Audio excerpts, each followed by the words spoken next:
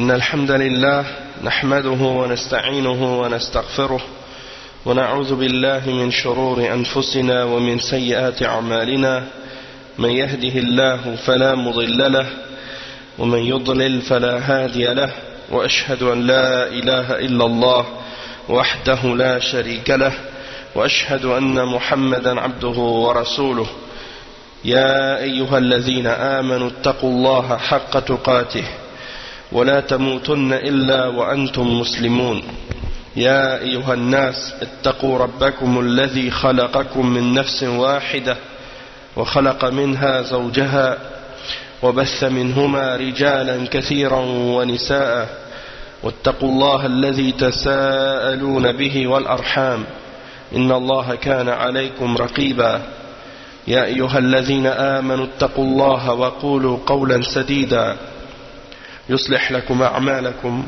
ويغفر لكم ذنوبكم ومن يطع الله ورسوله فقد فاز فوزا عظيما أما بعد إن خير الكلام كلام الله وخير الهدي هدي محمد صلى الله عليه وسلم وإن شر الأمور محدثاتها وكل محدثة بدعة وكل بدعة ضلالة وكل ضلالة في النار أما بعد. On commence aujourd'hui le cours numéro 9 dans l'explication de Tafsir Surat al-Hujurat avec le Tafsir de Cheikh Mohammed ibn Salih al-Uthaymin. Et on termine l'explication du verset 11 dans lequel Allah subhanahu wa ta'ala dit à la fin du verset بئس الاسم الفسوق بعد الإيمان ومن لم يتب فأولئك هم الظالمون. C'est-à-dire, quel mauvais mot que perversion lorsqu'on a déjà la foi. Et quiconque ne se repent pas, ceux-là sont les injustes. Et donc le cheikh explique maintenant la signification de la repentance. Il dit فإن قال قائل ما معنى التوبة فنقول التوبة من العبد أن ينتقل من معصية الله إلى طاعته والتوبة من الله أن يقبل الله من العبد فيبدل سيئاته حسنات. Donc le cheikh explique que si quelqu'un demande qu'est-ce que c'est la signification de la repentance ou at-tawbah, eh bien le cheikh il dit, alors nous disons que la repentance de la part du serviteur c'est qu'il quitte la désobéissance d'Allah vers son obéissance, qu'il quitte la désobéissance d'Allah vers son obéissance. Et la repentance de la part d'Allah subhanahu wa ta'ala, lorsqu'il se repent dans le sens que il accepte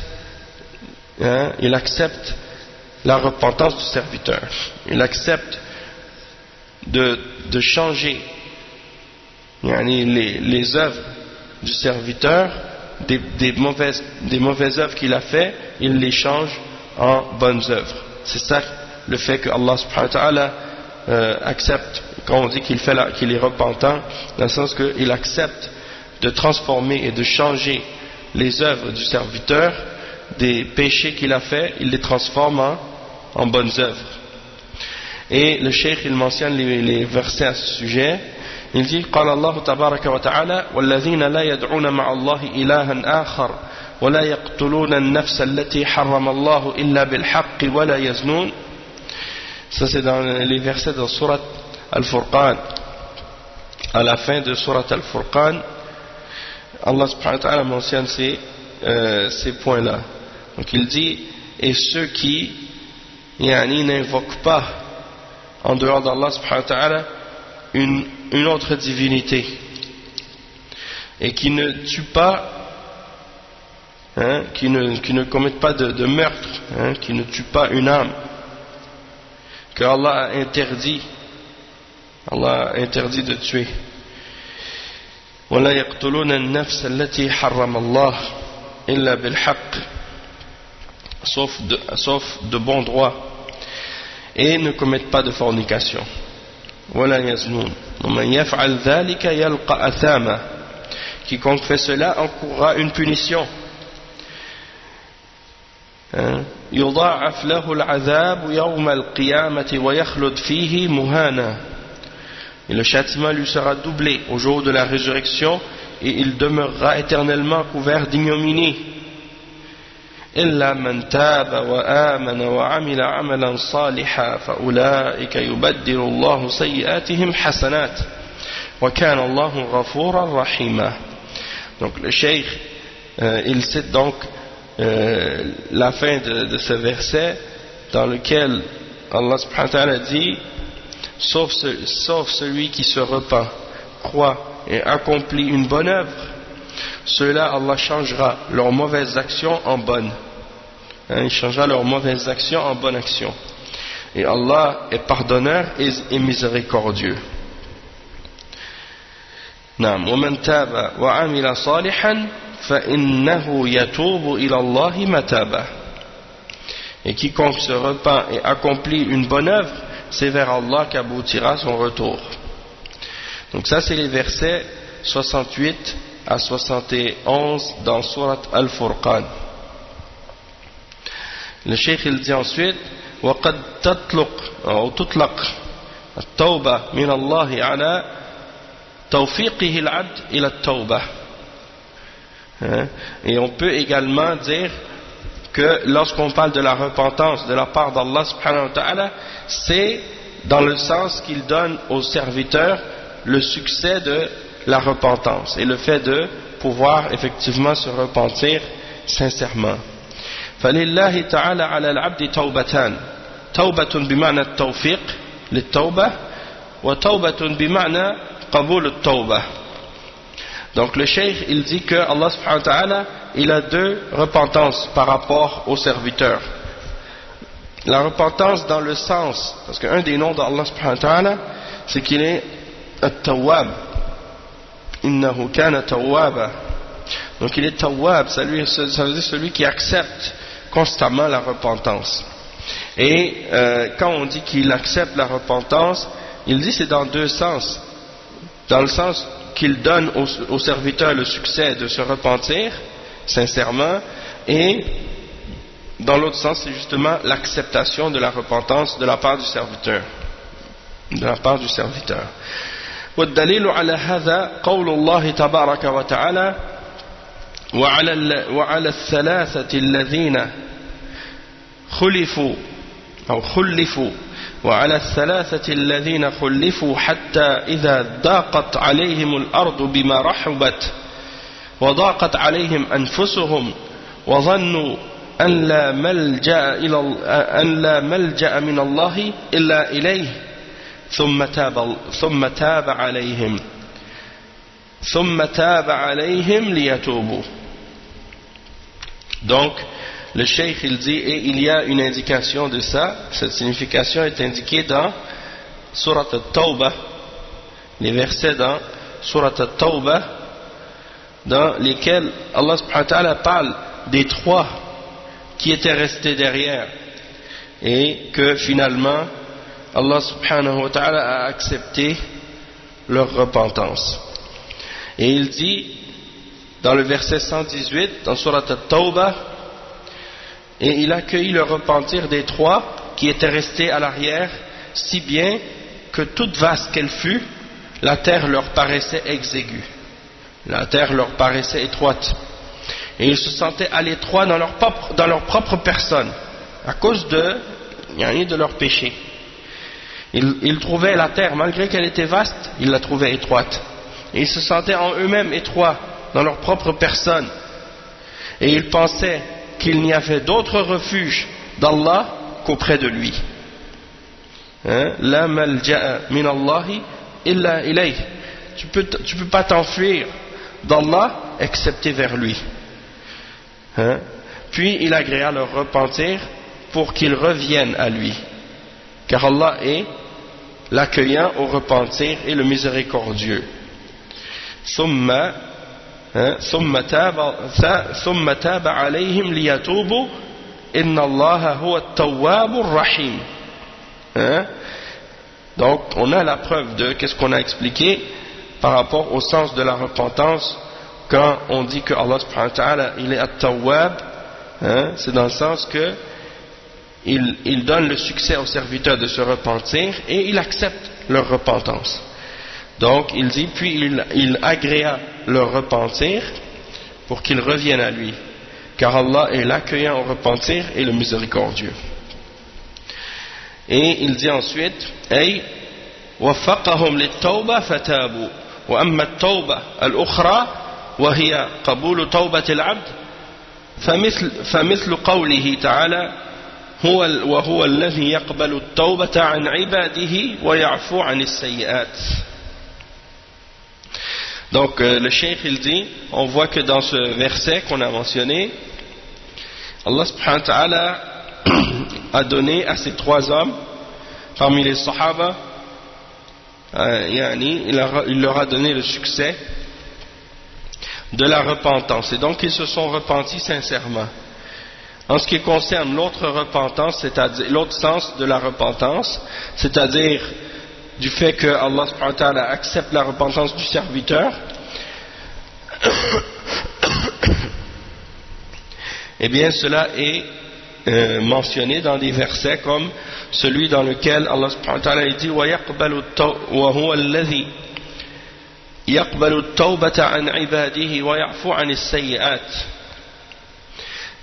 Et c'est lui, Allah subhanahu wa ta'ala, qui accepte la repentance de son serviteur, hein, et qui est indulgent par rapport à leurs péchés et leurs fautes.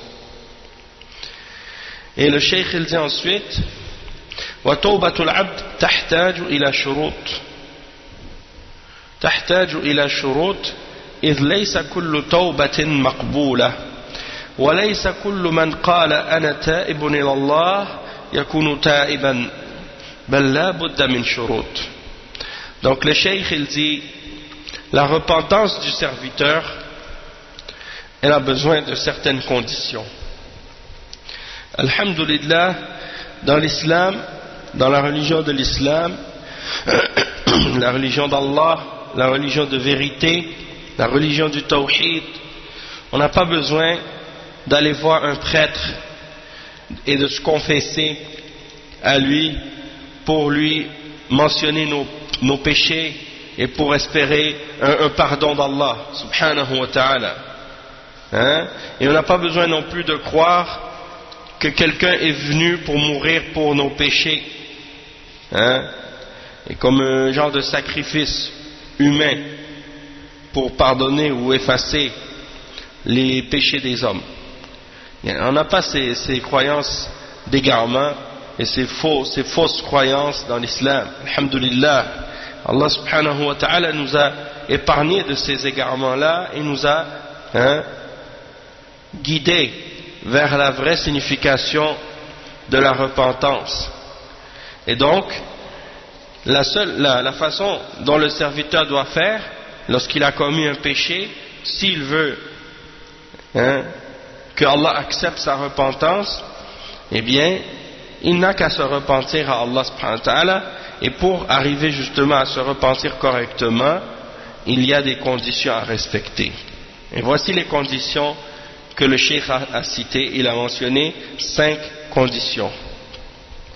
Vous allez trouver parfois les ulama mentionnent 3 conditions et parfois ils mentionnent 4, et le cheikh lui il mentionne 5 conditions, et vous allez comprendre pourquoi, puisque le cheikh il rajoute quelques détails qui font partie de la repentance mais qui parfois ne sont pas mentionnées parce qu'elles sont comprises sans qu'on ait à les mentionner, puisqu'elles sont évidentes, ces conditions-là. Et donc, les conditions en question, c'est les suivantes.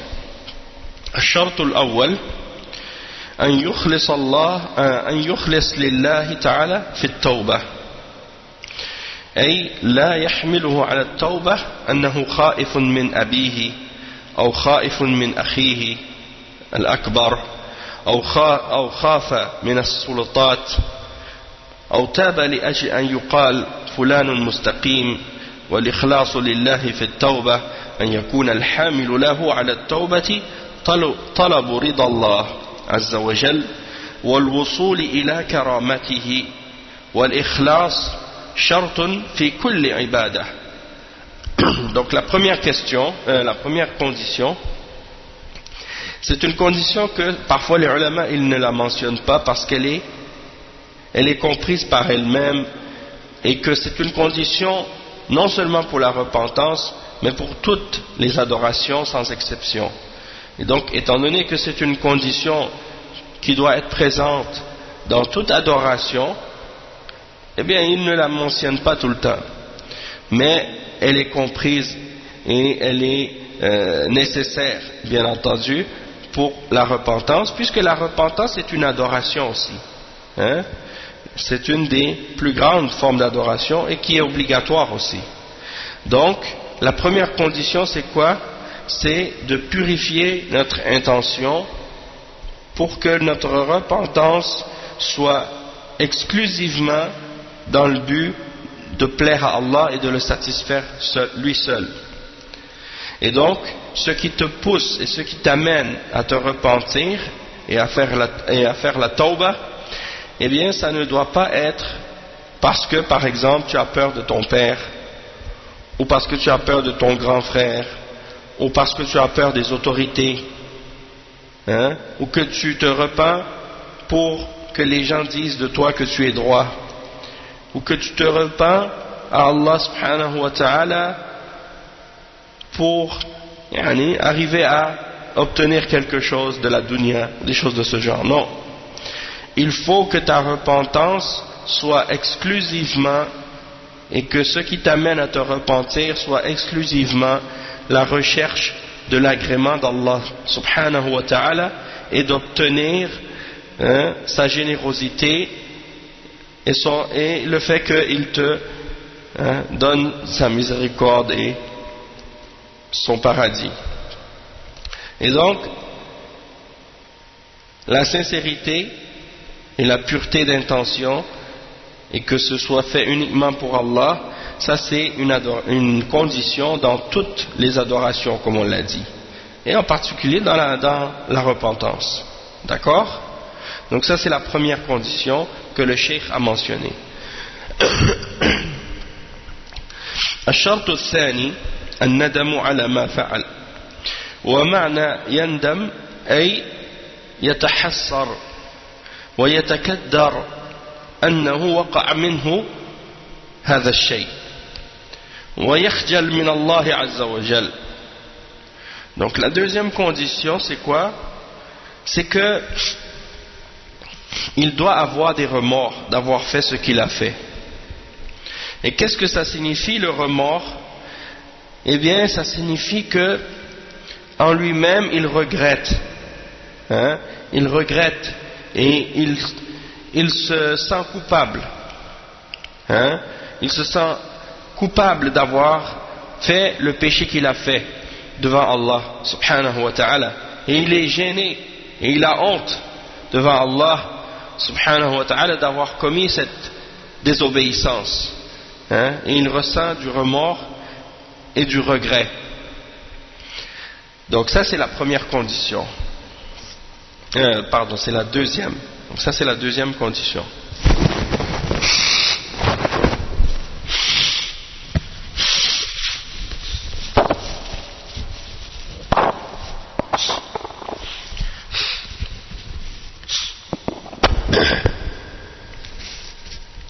نعم pardon.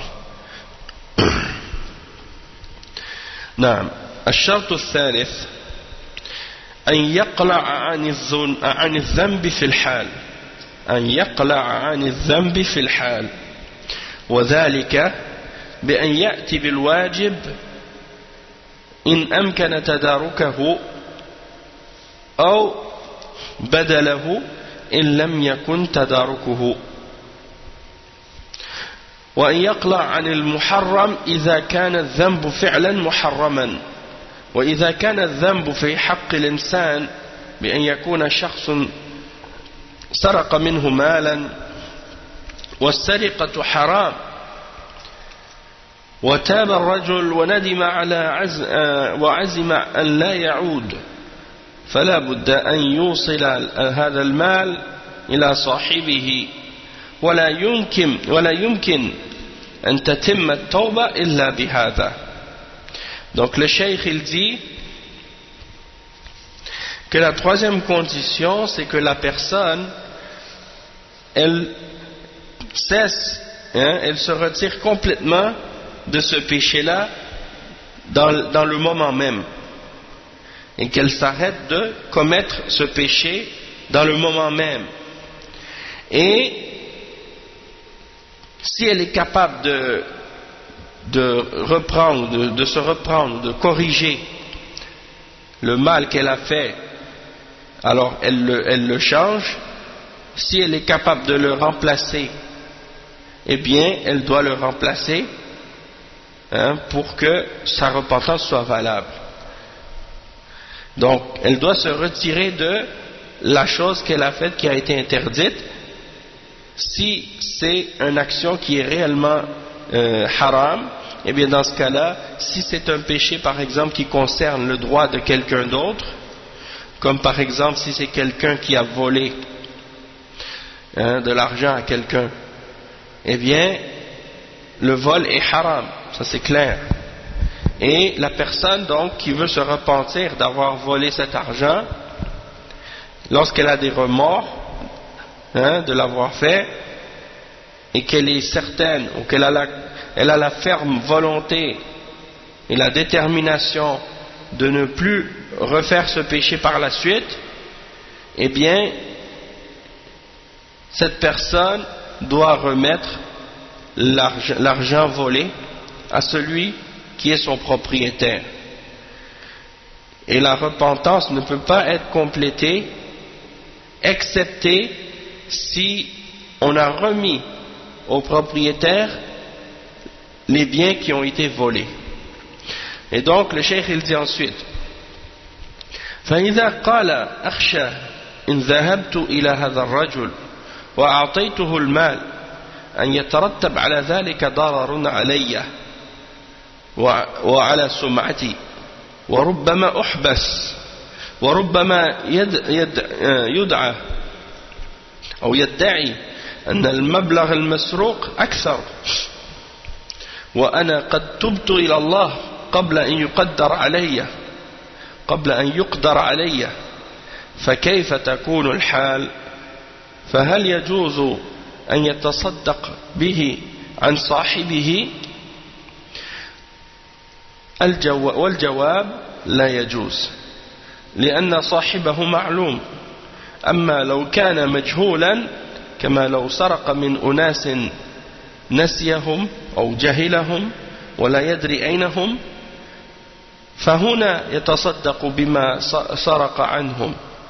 ولكن إذا كان معلوما لا بد أن يوصله، ويمكن أن يعطي شخصا يثق به ويقول: يا فلان إني سرقت هذا المال من فلان وقد ندمت وتبت إلى الله، ومن فضلك اعطيه إياه وقل له هذه دراهم من إنسان تستحقها عليه وهو الآن يبذلها، ولكن لا بد أن يكون هذا الرجل الذي وكله أن يوصل الدراهم موثوقا عند صاحب المال وأمينا، لأنه لو لم يكن موثوقا لاتهمه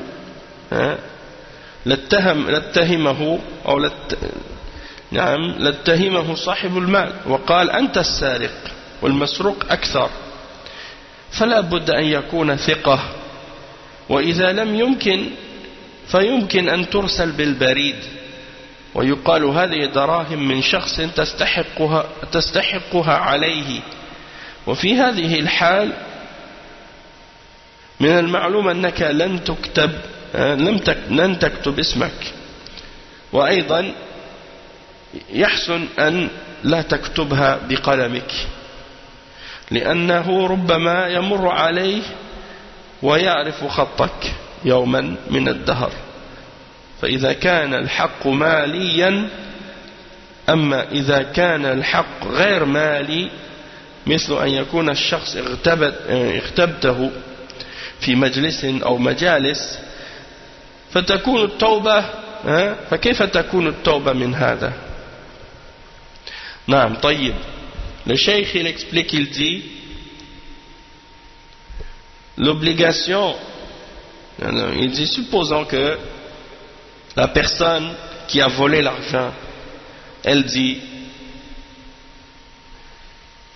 que si par exemple elle retourne puis elle va donner à la personne à qui elle a volé la chose qu'elle a volée ou l'argent qu'elle a volé, il est possible que cette personne-là dise je crains que si je retourne voir cet homme et que je lui donne l'argent que je lui ai volé, que cela se retourne contre moi et que ça me cause du tort, ou que ça cause du tort à ma réputation, ou que je sois emprisonné, et peut-être que la personne en question à qui je vais remettre l'argent va prétendre que la somme qui lui a été volée était plus que ce que je lui redonne, et moi je me suis repenti à Allah avant qu'on puisse m'inculper ou me trouver et m'attraper. Donc qu'est-ce que je dois faire dans cette situation-là?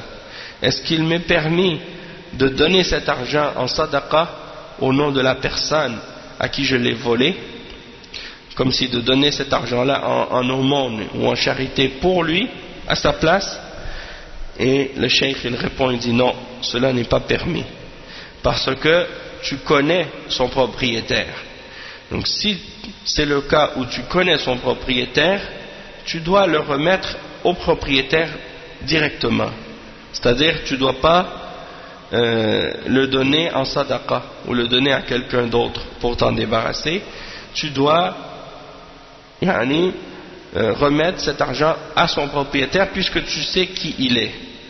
Tandis que si tu ignores qui il est, tu ne connais pas l'identité du propriétaire de l'argent, peut-être que cet argent elle a été volée mais que la personne a oublié à qui elle a été volée cet argent, peut-être que ça fait une longue période.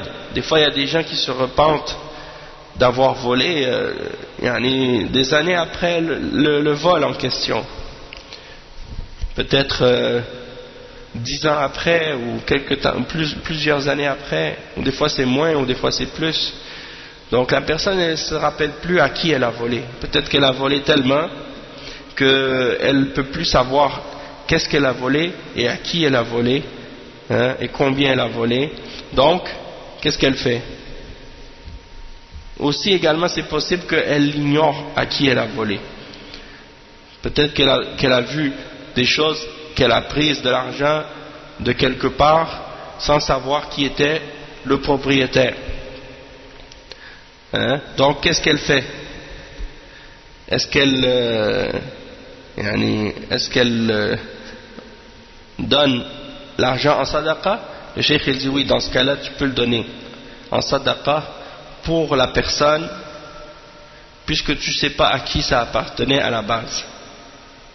Donc tu la donnes à des pauvres, tu la donnes à des gens en sadaqa pour la personne à qui l'argent a été volé. Tandis que si tu connais la personne en question et tu sais qui était le propriétaire à la base et que tu as eu des remords, dans ce cas-là tu peux lui remettre. Mais si tu ne peux pas aller toi-même lui remettre, eh bien tu peux essayer de trouver quelqu'un qui est proche de la personne à qui tu as volé l'argent et lui donner l'argent et lui dire est-ce que tu peux remettre cet argent à un tel, et donne-lui et dis-lui que c'est de l'argent qui lui revient. Et le cheikh il dit par contre il faut faire attention que la personne qui va remettre cet argent à celui qui est son propriétaire, il faut que cette personne soit une personne en qui le propriétaire a confiance. Sinon il risquerait lui-même de se faire accuser d'avoir volé cet argent-là. Donc il faut que ce soit une personne en qui il a confiance et qu'il sait qu'il ne pourrait jamais le soupçonner d'avoir volé. Sinon, il y a un autre moyen aussi qui est possible. Si tu connais le propriétaire, tu peux l'envoyer par la poste, par exemple. Tu peux envoyer l'argent volé par la poste pour faire parvenir ça au voleur. Ou sinon, il y a toutes sortes de manières qu'on peut utiliser, des courriers, n'importe quelle méthode, dans le but que la personne qui est le propriétaire de cet argent retrouve sa propriété et son argent. Non. Et il dit, fais attention également si tu l'envoies par la poste, si tu écris une lettre avec, pour dire qu'est-ce que c'est cet argent et tout, de ne pas l'écrire à la main, puisque un jour ton écriture pourrait être reconnue, et on pourrait savoir que c'est toi. Donc dans ce cas-là, il dit, le cheikh, écris-le avec un ordinateur ou quelque chose d'autre, que ce ne soit pas l'écriture de ta main propre. Et il dit, amma idha kana al-haqq ghayr mali, si ce n'était pas de l'argent qui avait été volé, comme par exemple tu avais parlé dans le dos de quelqu'un, dans un lieu où des gens étaient rassemblés ou réunis ensemble, assis ensemble en train de discuter, et toi tu as parlé dans son dos. Alors dans ce cas-là, comment tu dois te repentir? Alors le cheikh il dit, قال كثير من العلماء لا بد أن تذهب إليه وتستحله وإلا فسيأخذ من حسناتك يوم القيامة فاذهب إليه وقل له يا فلان سامحني. Donc le cheikh il dit, la plupart des ulama ils disent, il faut que tu ailles le voir et que tu lui demandes, il faut que tu lui demandes de t'excuser, de te pardonner, parce que sinon il va venir au jour de la résurrection et il va prendre dans tes hasanat, il va se servir dans tes hasanat, et donc il faut que tu ailles voir cette personne pour lui demander de te pardonner, de t'excuser. Donc va le voir et dis-lui, oh un tel, excuse-moi. Et il dit, وقال بعض العلماء لا يجب أن تستحله وإنما تستغفر له وتثني عليه في المجالس التي كنت تغتابه فيها والحسنات يذهبن السيئات وقد جاء في الحديث كفارة من اغتبته أن تستغفر له. Donc le cheikh il dit, certains ulama par contre ont dit, parce que c'est possible que si tu vas à la personne, tu lui dis, écoute, surtout si tu avais une bonne relation avec la personne, tu retournes voir la personne et tu dis à la personne, j'ai parlé dans ton dos et j'ai dit telle chose à ton sujet, pardonne-moi, excuse-moi, je m'excuse d'avoir dit ça. Peut-être que la personne elle va mal le prendre et elle va refuser de t'excuser ou de te pardonner. Dans ce cas-là, ça va créer plus de tort. D'aller la voir puis de lui avouer ça, ça risque de créer plus de problèmes. Il y a des gens comme ça, ils sont rancuniers et puis ils pardonnent pas facilement. Alors d'aller voir ce genre de personne pour lui demander de t'excuser, ça risque de créer plus de problèmes. Alors dans ce cas-là, certains ulama ont dit qu'il n'est pas obligatoire d'aller le voir pour lui demander de te pardonner, de t'excuser, mais qu'est-ce que tu peux faire? Tu peux toi-même demander à Allah pardon pour cette personne et faire ses éloges dans les assises, dans les assemblées dans lesquelles tu as parlé dans son dos. Et les bonnes œuvres que tu fais vont effacer tes péchés. Hein? Les bonnes œuvres que tu fais vont effacer tes péchés. Et donc, il mentionne, le cheikh dit, il y a un hadith qui mentionne que l'expiation pour avoir parlé dans le dos de quelqu'un, c'est de demander à Allah pardon pour lui. Et donc, ça c'est tiré de Ibn Abi Dunya dans le livre As-Samt. Et également l'imam al-Bayhaqi le mentionne dans Shu'ab al-Iman. Également Al-Khatib al-Baghdadi dans son Tarikh. Donc ça c'est une autre solution lorsqu'il y a médisance. Également aussi une autre chose, c'est que des fois quelqu'un n'a pas lui-même parlé dans le dos d'une autre, mais elle a été témoin de quelqu'un d'autre qui a parlé dans le dos de quelqu'un. Hein? Comme par exemple, quelqu'un parlait dans le dos d'une autre personne, puis toi tu étais là. Après tu vas voir la personne dans le dos de qui on a parlé, puis tu vas lui dire, j'étais là et un tel il a parlé dans ton dos. Ça c'est pas correct. Il y a de faire ça. Parce que ça c'est une forme de namima en même temps. Hein? Si tu sais que quelqu'un a dit du mal d'une autre personne, ben, premièrement, dis à cette personne de cesser de parler dans son dos. Hein? Si quelqu'un vient et te parle dans le dos de quelqu'un d'autre, hein, il parle dans le dos de quelqu'un, il te dit des choses à son sujet, dis à cette personne de cesser de parler dans son dos, hein, et de cesser de faire de la médisance. Et va pas dire à l'autre personne, un tel il a parlé dans ton dos, parce que si tu fais ça, c'est comme si tu mets de l'huile sur le feu, yani, subhanallah. La personne déjà elle ignore qu'on a parlé dans son dos, et yani, toi tu t'en vas lui dire. Donc déjà si la personne elle était en bonne relation avec elle, et toi tu lui dis ça de cette personne, probablement que la personne en question elle va être fâchée par la suite avec cette personne, ça va créer des conflits. Donc il ne faut pas agir comme ça, hein? Il ne faut pas aller dire ça à la personne, mais plutôt qu'est-ce que tu dis à la personne? Tu dis écoute, tu ne dois pas parler dans le dos de quelqu'un, et surtout tu dis à la personne, moi je ne veux pas entendre, hein, ce genre de choses, ça ne m'intéresse pas.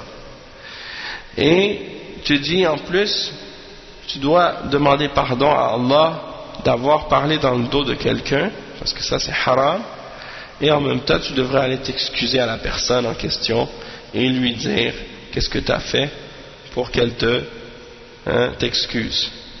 Donc ça c'est la façon donc que tu devrais agir, non pas d'aller dire ça toi-même à la personne, hein, comme les porte-paniers ou les gens qui vont mentionner aux autres des choses qui ont été dites à leur sujet derrière leur dos, hein. À moins que ce soit une personne qui appelle à la bid'a ou à l'égarement, puis toi tu veux mettre en garde contre elle, alors tu dis un tel, fais attention, il appelle au takfir, il appelle à la voix des khawarij, il appelle à la voix des Jamaat Tabligh ou des Ikhwan, ou il critique les ulama de la sunna, et tu mets en garde contre lui et tu parles derrière son dos aux gens pour que les gens soient renseignés à son sujet et qu'ils prennent des précautions par rapport à cette personne. Ça rentre pas dans la médisance qui est interdite, ça rentre dans la médisance qui est obligatoire dans l'islam, et ça fait partie des bonnes œuvres que tu fais, que tu mets en garde tes frères et tes sœurs contre le danger de l'égarement d'un innovateur ou de quelqu'un qui appelle à la bid'a. Ça c'est pas quelque chose qui est interdit, c'est quelque chose qui est recommandé même. Non seulement c'est obligatoire, mais si tu le fais, tu vas être récompensé par Allah, hein? Donc même l'imam al-Nawawi dans son livre Riyad al-Salihin, le chapitre 256, il a, juste après avoir parlé de la médisance, al-ghiba, il mentionne après ma yubahu min al-ghiba, qu'est-ce qui a été permis de la médisance. Et en réalité, c'est même pas de la médisance, hein. Mais on l'appelle la médisance parce qu'il y a des gens qui confondent entre la médisance et le fait d'ordonner le bien et d'interdire le mal et d'avertir contre l'égarement. Ça fait partie du djihad, ça fait partie du bien, ça fait partie d'ordonner le bien et d'interdire le mal, et ça fait partie de donner la nasiha aux musulmans et d'être sincère envers les musulmans. Et donc ça c'est un point aussi, des fois il y a des gens qui confondent dans ces choses-là, donc c'est important de le clarifier. Le cheikh il dit aussi, il y a une autre opinion par rapport à la personne qui a parlé dans le dos de quelqu'un, qu'est-ce qu'elle fait pour réparer son erreur. On a dit la première exemple, qu'elle va voir la personne puis elle lui dit moi j'ai fait tel, j'ai parlé contre toi dans ton dos et excuse-moi. La deuxième, on a dit, c'est qu'il demande pardon pour la personne. Et la troisième, c'est quoi? Il dit وهو القول الثالث وقول وسط ولعله الصواب إن كان صاحبك الذي اغتبته قد علم بذلك فلا بد أن تذهب إليه وتستحله لأنه لن يزول ما في قلبه حتى تستحله أما إذا لم يعلم فيكفي أن تستغفر له وأن تثني عليه في المجالس التي كنت تغتابه فيها والله غفور رحيم. وينبغي لمن جاء إليه أخوه يعتذر منه أن يسامحه ولا ينبغي أن يناقش ويرى ما الذي حصل لأنه ربما يذكر شيئا كبيرا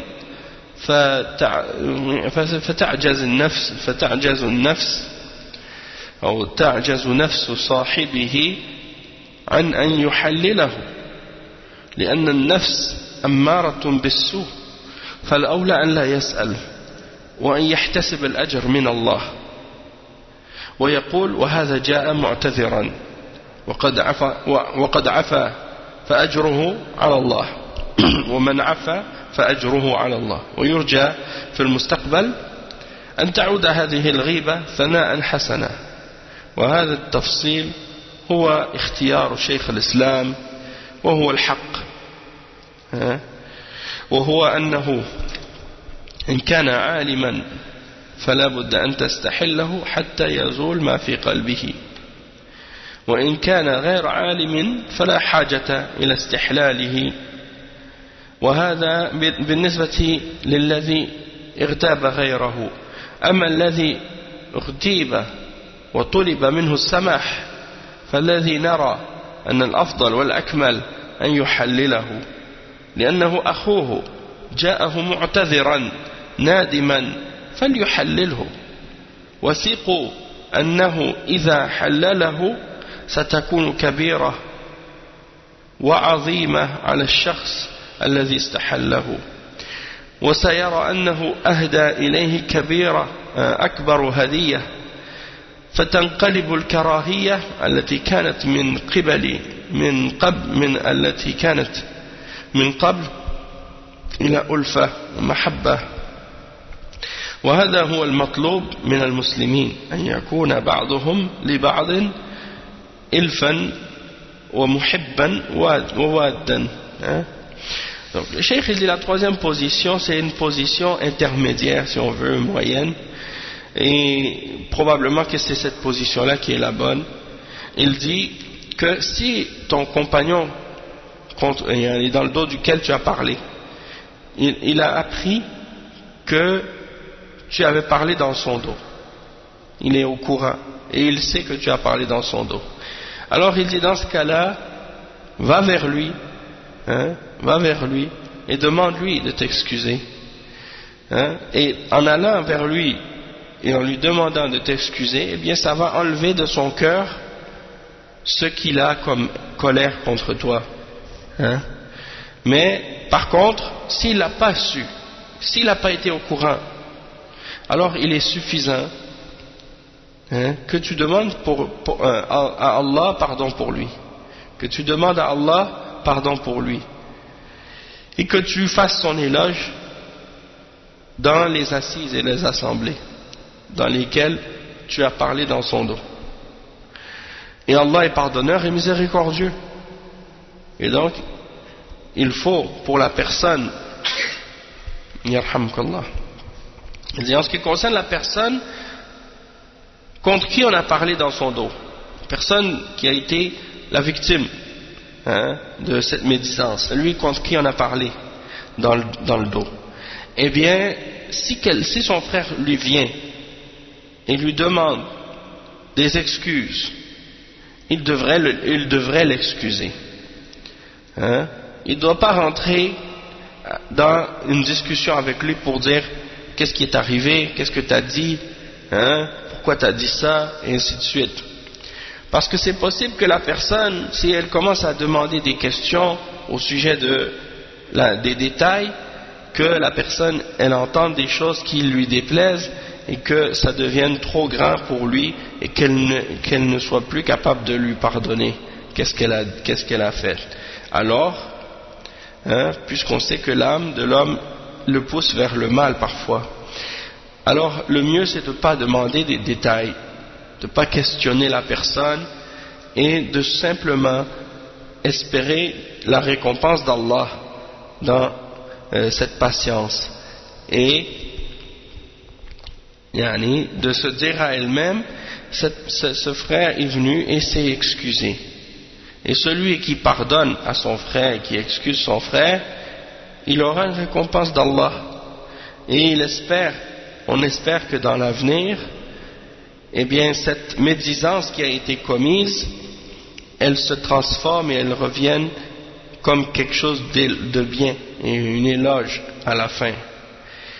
Et ce détail a été donné par cette explication-là, a été donnée par Cheikh al-Islam Ibn Taymiyyah, et c'est lui qui a expliqué ça. Et si la personne elle est au courant, dans ce cas-là, tu vas la voir puis tu t'excuses, hein, tandis que si la personne elle n'est pas au courant, hein, et dans ce cas-là tu demandes pardon pour la personne, hein, et tu fais ses éloges. Il dit, et la personne contre qui on a parlé dans son dos, eh bien elle devrait excuser la personne qui vient s'excuser, et elle devrait ne pas être rancunière, ne pas dire non je peux pas t'excuser, tu m'as parlé dans mon dos, non, il faut que la personne soit, hein, ouverte dans son cœur pour cette personne qui vient et qui lui avoue avec remords qu'elle a parlé dans son dos. Et donc c'est certain, le cheikh il dit que si la personne elle va vers la personne contre qui elle a parlé dans son dos, eh bien cette haine qu'elle avait contre elle, cette colère, elle va se transformer en amour par la suite. Et c'est ça qui doit exister entre les musulmans, les uns les autres. Ils doivent s'aimer et être proches les uns des autres et s'aimer les uns les autres. En ce qui concerne la quatrième condition de la repentance, الشرط الرابع أن يعزم على أن لا يعود في المستقبل، أي يكون في نفسه نية عازمة جازمة أن لا يعود لهذا الذنب في المستقبل. فإن تاب وهو يقول ربما أنه يطرأ علي أن أفعل الذنب، فهذا التائب لا تصح توبته، لأنه لا بد أن يعزم على أن لا يعود في المستقبل. Donc le cheikh il dit qu'il y a une quatrième condition. Cette quatrième condition c'est quoi? C'est que la personne elle a la ferme détermination dans son cœur de ne plus refaire et de ne plus retourner à ce péché-là dans l'avenir, au moment de la repentance. C'est-à-dire que dans son cœur, elle est déterminée et elle est convaincue qu'elle ne veut plus jamais recommettre ce péché-là dans l'avenir. Hein? Donc si la personne elle dit je me repens, puis qu'en même temps dans son cœur elle dit mais je vais refaire le péché encore une fois plus tard, il dit cette personne-là, sa repentance n'est pas correcte, n'est pas acceptée, n'est pas valable. Pourquoi? Parce qu'il faut absolument que la personne qui se repent au moment de sa repentance soit fermement déterminée et convaincue de ne plus y revenir dans l'avenir et dans le futur. Le cheikh il dit وَالشَّرْطُ الْخَامِسِ, la cinquième condition, أن تكون التوبة في وقت قبولها، لأنه يأتي وقت يسد باب التوبة ولا تقبل من الإنسان، والباب الذي يغلق عن التائبين عام وخاص. أما العام فهو طلوع الشمس من مغربها، فسيأتي زمن تخرج الشمس من المغرب الذي يعني يردها الله عز وجل لو اجتمعت الخلائق، والذي يردها الله سبحانه وتعالى لو اجتمعت الخلائق كلها على أن تردها ما ردتها، يعني لكن يردها الله عز وجل الذي أمره إذا أراد شيئا أن يقول له كن فيكون. ترجع هذه الشمس العظيمة إذا غربت من مغربها، وإذا طلعت الشمس من مغربها آمن كل من على الأرض، اليهودي والنصراني والبوذي والشيعي وغيرهم كلهم يؤمنون، لأنهم يرون شيئا واضحا في الدلالة على الرب عز وجل، ولكن لا ينفعهم الإيمان، لقوله تعالى هل ينظرون إلا أن تأتيهم الملائكة أو يأتي ربك أو يأتي بعض آيات ربك، يوم يأتي بعض آيات ربك لا ينفع نفسا إيمانها لم تكن آمنت من قبل أو كسبت في إيمانها خيرا. وفسر النبي صلى الله عليه وسلم قوله تعالى يوم يأتي بعض آيات ربك أنه خروج الشمس من مغربها، وحينئذ لا تنفع التوبة مع أن الناس كلهم مؤمنون، لكن لا تنفع لأنه انسد الباب، وإذا سد فكيف يدخل الناس. Donc le cheikh il donne comme explication de la cinquième condition, c'est qu'il faut que la repentance soit faite dans un moment où elle est acceptable et où Allah va l'accepter, parce qu'il va y arriver des moments où la porte de la repentance sera fermée, et où elle ne pourra pas être acceptée de l'homme, et la porte de la fermeture plutôt de la porte de la repentance pour les repentants, elle a deux formes. Cette fermeture-là, elle a deux formes. Il y en a une qui est générale et il y en a une qui est particulière. C'est-à-dire la fermeture des portes de la repentance, il y en a une qui est générale et il y en a une qui est spécifique et particulière. Il dit en ce qui concerne la fermeture des portes de la repentance qui est générale, c'est lorsque le soleil va se lever à l'ouest. C'est-à-dire qu'il va y arriver un moment où le soleil va sortir à l'ouest et personne ne pourra la ramener ou la retourner.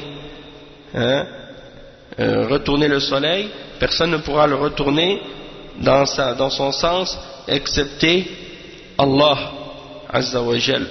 Même si toutes les créatures se réunissaient pour faire changer la trajectoire du soleil, et pour la faire lever à l'est, ce jour-là, ils ne pourront rien faire pour la remettre. Mais c'est Allah seul qui peut la remettre. Et Allah subhanahu wa ta'ala, lorsqu'il veut quelque chose, il n'a qu'à lui ordonner en disant soit. Il n'a qu'à ordonner en lui disant soit, et elle est. Donc le soleil, lorsqu'elle va se lever à l'ouest, lorsque le soleil va se lever à l'ouest, Ça fait partie des grands signes de l'heure du jugement dernier. Et donc, quand le soleil se lève à l'ouest, tous les êtres sur la terre vont croire en Allah. Tous les êtres sur la terre vont croire. Les juifs, les chrétiens, les bouddhistes, les communistes, les athées, tout le monde, sans exception. Ils vont tous croire. Pourquoi? Parce que c'est quelque chose qui est tellement clair de l'existence d'Allah qu'ils ne vont pas pouvoir renier quoi que ce soit. Mais à ce moment-là, leur foi ne leur servira plus à rien, puisque la preuve a été établie ce jour-là. Et le cheikh, il cite à ce sujet un verset dans le Coran qui dit: est-ce qu'ils attendent autre chose que leur viennent les anges, ou que ton Seigneur leur vienne, ou que certains des signes de ton Seigneur leur parviennent? Le jour où leur viendra, ou le jour où viendront certains des signes de ton Seigneur, eh bien la foi ne leur sera d'aucune utilité s'ils n'avaient pas déjà cru auparavant, ou qu'elles n'avaient pas acquis dans sa foi du bien auparavant. Donc une fois que le soleil se lève à l'ouest, si quelqu'un n'était pas déjà croyant auparavant, eh bien le fait de croire après ne servira plus à rien. Et c'est-à-dire que ce jour-là, il n'y aura plus de repentance, et la repentance ne servira plus à rien, malgré que les gens vont être des croyants à ce moment-là. Mais étant donné que la porte de la repentance a été fermée, il est trop tard. Ça c'est à la fin des temps. أما الخاص فهو أن يحضر الإنسان أجله فإذا حضر الإنسان الأجل فلا تنفع التوبة لقول الله تبارك وتعالى: وليست التوبة للذين يعملون السيئات حتى إذا حضر أحدهم الموت قال إني تبت الآن وإني أسأل هل أحد منا يعلم متى يموت؟ أبدا، ربما يموت الإنسان وهو على مكتبه أو وهو على فراشه أو وهو في صلاته وفي أي لحظة. وإذا كنا نعلم وإن كنا نعلم هذا ونوقن به فالواجب أن نبادر بالتوبة لئلا يفجأنا الموت وينسد الباب. Donc le cheikh il explique, il dit il y a une autre fermeture des portes de la repentance qui est particulière, et c'est au moment où l'homme est à la proximité de la mort, au moment où il meurt. Lorsque le terme de sa vie est arrivé et que il est au bord de la mort, eh bien à ce moment-là la repentance ne sert plus à rien. Et il cite le verset dans lequel Allah subhanahu wa ta'ala dit: et la repentance n'est pas pour ceux qui ont commis des péchés jusqu'à ce que la mort leur soit arrivée, la mort soit présente, et ils disent maintenant je me repens. Non, c'est trop tard. C'était avant qu'il fallait se repentir, pas au moment où tu vois la réalité et que la mort est là pour prendre ton âme. L'ange de la mort vient pour arracher ton âme, et là tu dis maintenant je crois. Non, il est trop tard maintenant. Donc il dit, je demande, le cheikh il dit, je demande, est-ce que quelqu'un connaît quand est-ce qu'il meurt? Est-ce que quelqu'un connaît quand est-ce qu'il va mourir? Il dit non. Peut-être que maintenant tu vas mourir maintenant sur ton bureau, ou bien sur ton lit, ou bien dans ta salate, ou bien à n'importe quel moment, tu ne sais pas quand tu vas mourir. Donc si on ne sait pas quand, avec certitude, quand est-ce qu'on va mourir, alors dans ce cas-là, pourquoi on ne se précipite pas pour se repentir, pour pas être surpris par la mort et que la porte de la repentance soit fermée pour nous. Donc le cheikh il dit, parce qu'il y a des gens qui disent ça, ah non mais j'ai le temps de me repentir, je vais me repentir plus tard,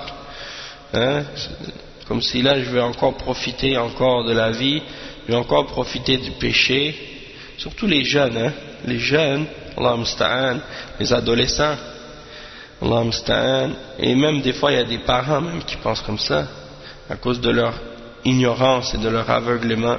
Mais non, tu es jeune encore, tu es trop jeune pour pratiquer la religion, profite de ta jeunesse, profite de ta vie.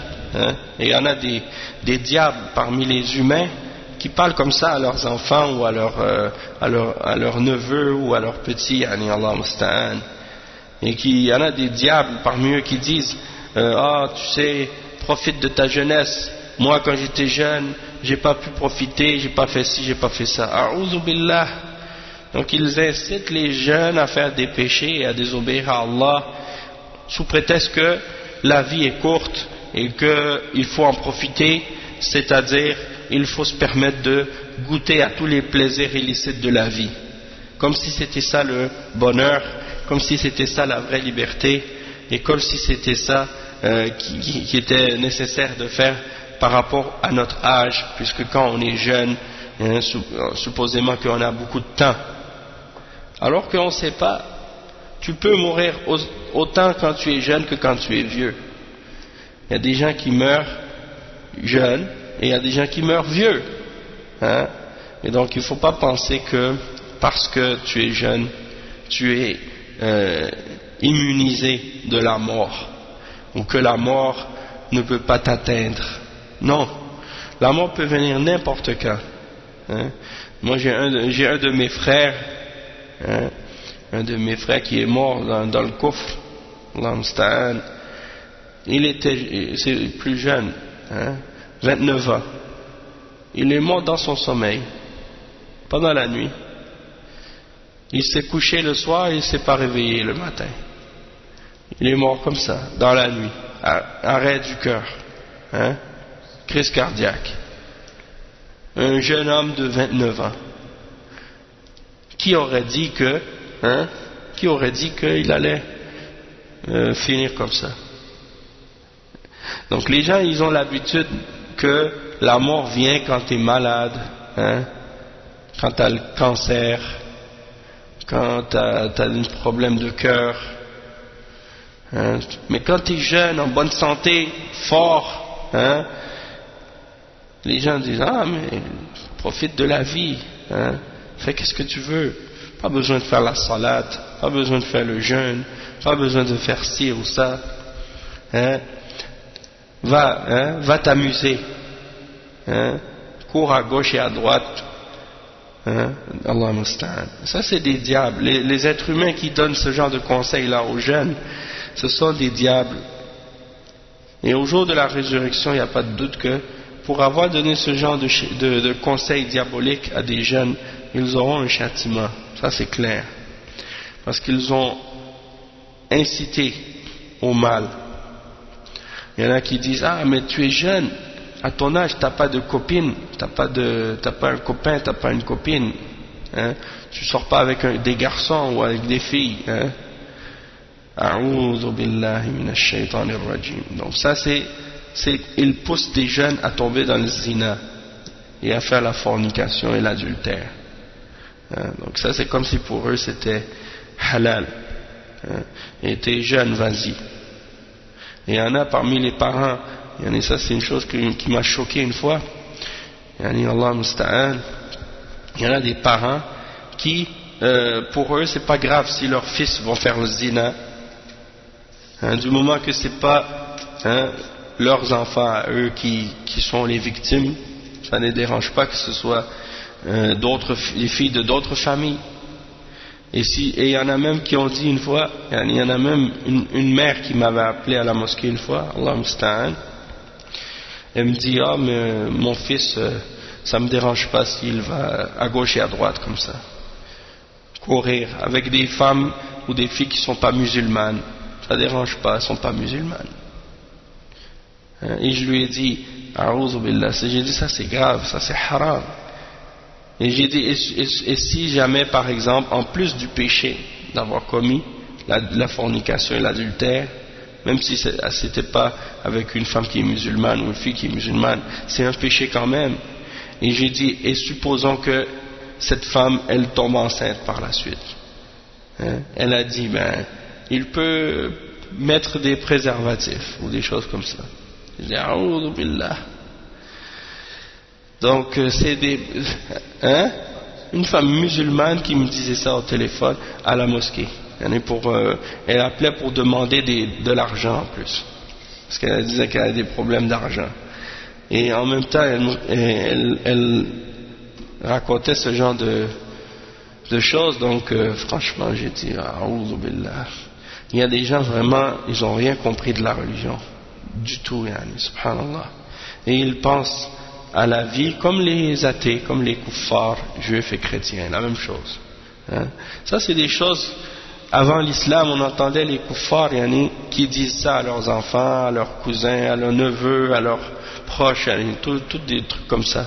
Profite de la vie, vas-y, amuse-toi. Et tout. Ça, dans le kufr, oui, on entendait ça.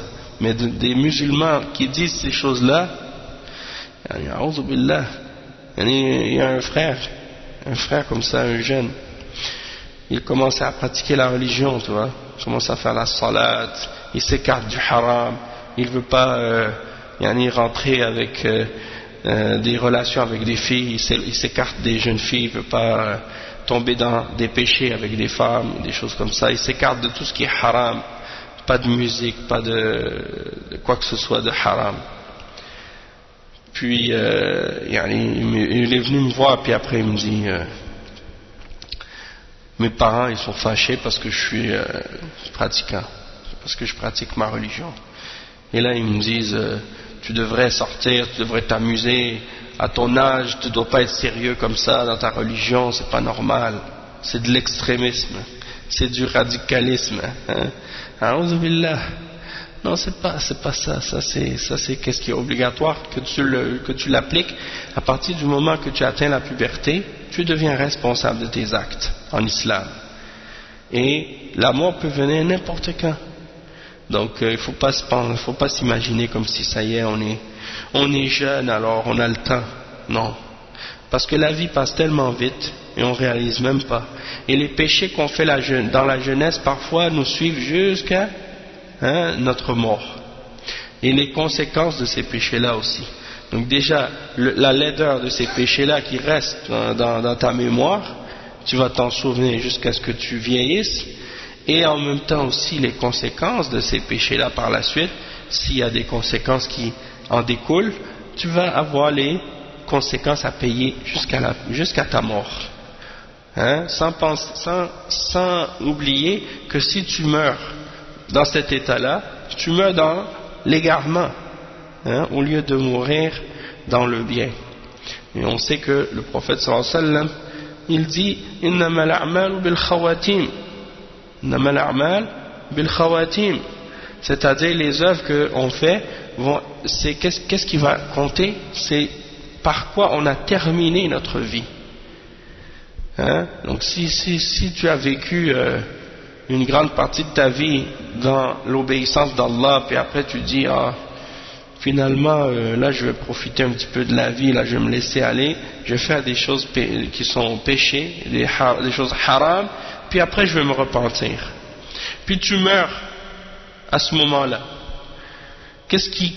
Sur quoi tu vas être jugé à la fin? C'est sur ce que tu faisais en dernier. Même si tu avais fait beaucoup de bien auparavant. Donc, pourquoi jouer avec notre foi de cette façon-là? Il y en a qui jouent avec leur religion comme si c'est, comme on appelle la roulette russe. Tu connais la roulette russe? Ah non, la religion c'est pas un jeu. Donc il ne faut pas prendre des chances comme ça. Et le cheikh il dit وَلِهَذَا كَانَتِ التَّوْبَةِ مما يجب على الفور فلنبادر بالتوبة إلى الله وليست التوبة للذين يعملون السيئات حتى إذا حضر أحدهم الموت قال إني تبت الآن هذا الخبر من الله عز وجل له أمر واقع يدل عليه لما أغرق الله تعالى فرعون وقومه.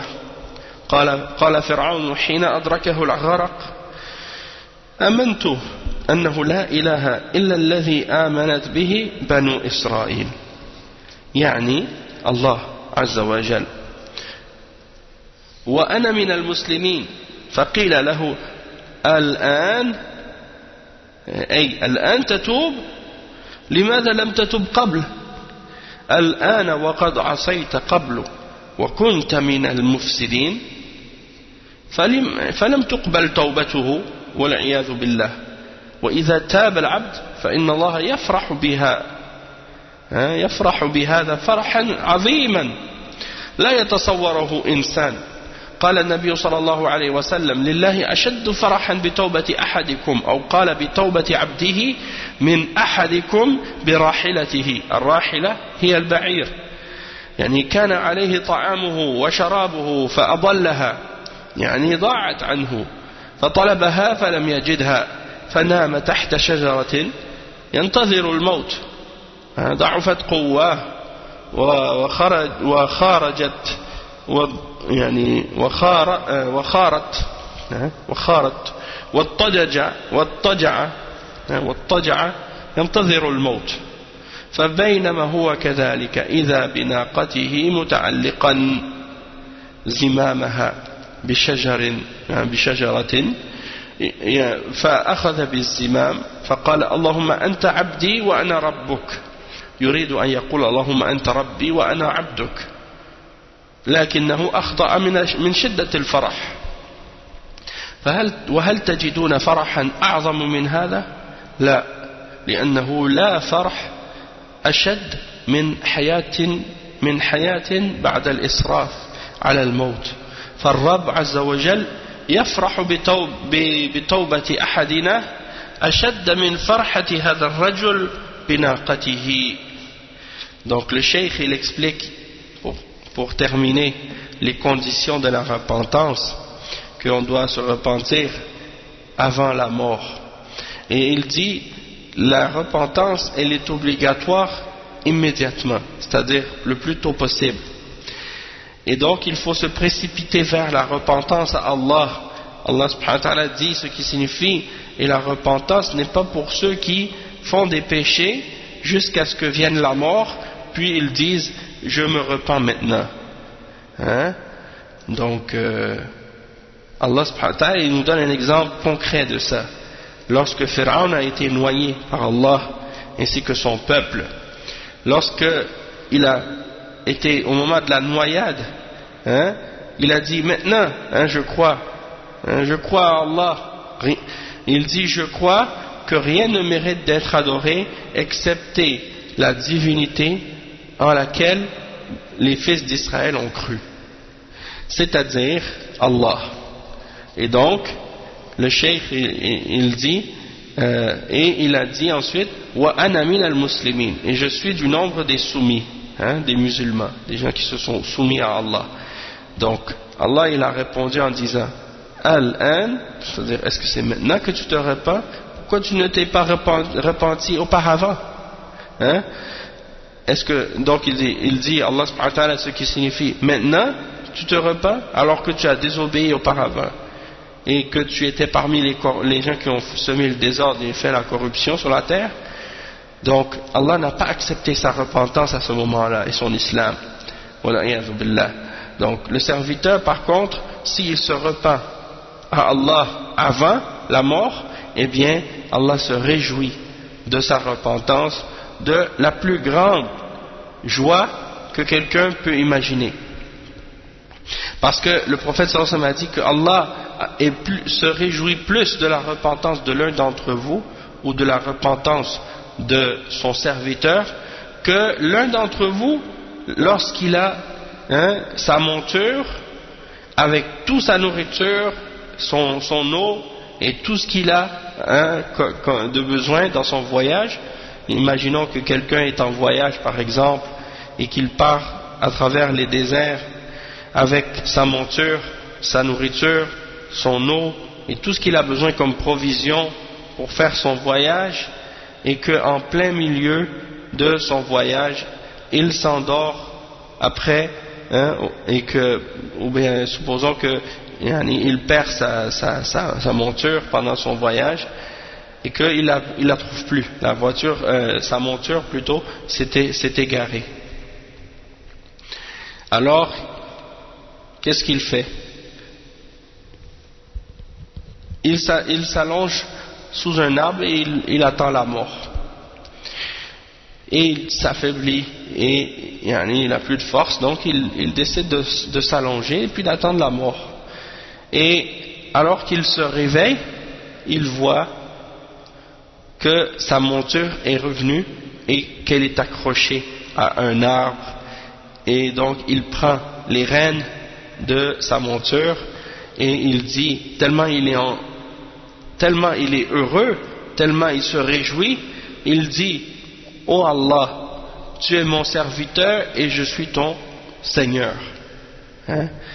Et en fait il voulait dire: oh Allah, tu es mon Seigneur et je suis ton serviteur. Mais il était tellement content qu'il s'est trompé. Il a dit: oh Allah, je suis ton Seigneur et tu es mon serviteur. Donc il s'est fâché, il s'est trompé à cause de ça. Et donc vous voyez cette joie que le serviteur a eue quand il a retrouvé sa monture qui s'était égarée.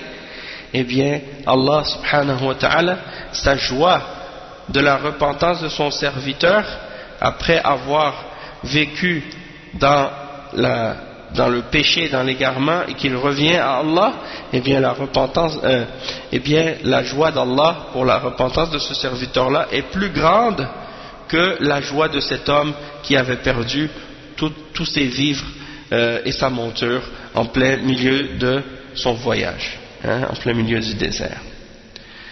Donc ça, c'est les conditions de la repentance qu'on a mentionnées aujourd'hui.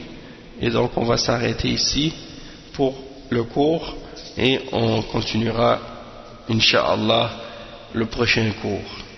Subhanakallahumma wa bihamdik, ashhadu an la ilaha illa ant, astaghfiruka wa atubu ilayh, wa sallallahu wa sallam ala nabina Muhammad wa ala alihi wa sahbihi ajma'in. Wassalamu alaykum wa rahmatullahi wa barakatuh. Ok, vas-y. C'est vrai qu'il parle de Shaitan. Oui.